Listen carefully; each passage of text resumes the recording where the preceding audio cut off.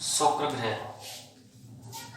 देखिए, सबसे पहले मैं आपको बता दूं, शुक्र ग्रह जो है, जैसा कि आप देख रहे होंगे, बुध ग्रह के बाद, और इसको कह सकते हैं हम सूर्य से दूरी के क्रम में दूसरे नंबर का ग्रह है शुक्र। शुक्र जिसको वीनस के नाम से भी जाना जाता है।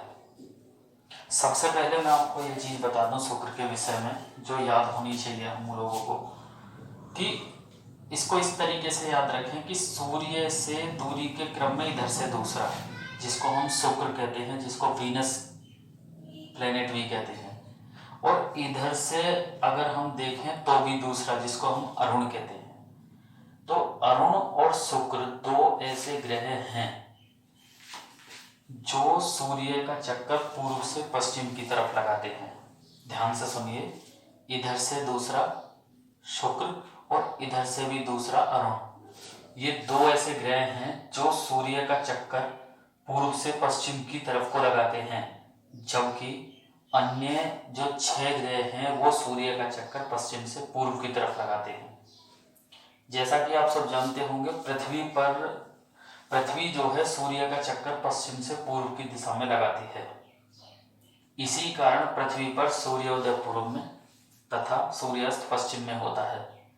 लेकिन ये बात याद रखनी है, कई बार एग्जाम में सीधा पूछा जाएगा कि कौन से दो ग्रह ऐसे हैं जहां पर सूर्योदय पश्चिम में और सूर्यास्त पूर्व में होता है।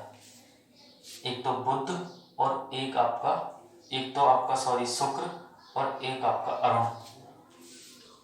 चूंकि ये सूर्य का चक्कर पूर्व से पश्चिम की तरफ लगाते हैं, इसी कारण शुक्र ग्रह पर सूर्योदय पश्चिम में और सूर्यास्त पूर्व में होता है। तो कई बार हो सकता है ऐसा क्वेश्चन एग्जाम में बन जाए, तो इसे थोड़ा सा याद रखना।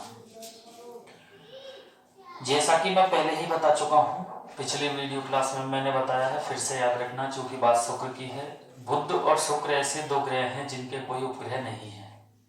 उसके बाद अगर हम बात करें, जैसा कि आप सब जानते होंगे, बुध सबसे चमकीला ग्रह है। शुक्र सबसे चमकीला ग्रह है। अच्छा, क्यों चमकीला ग्रह है?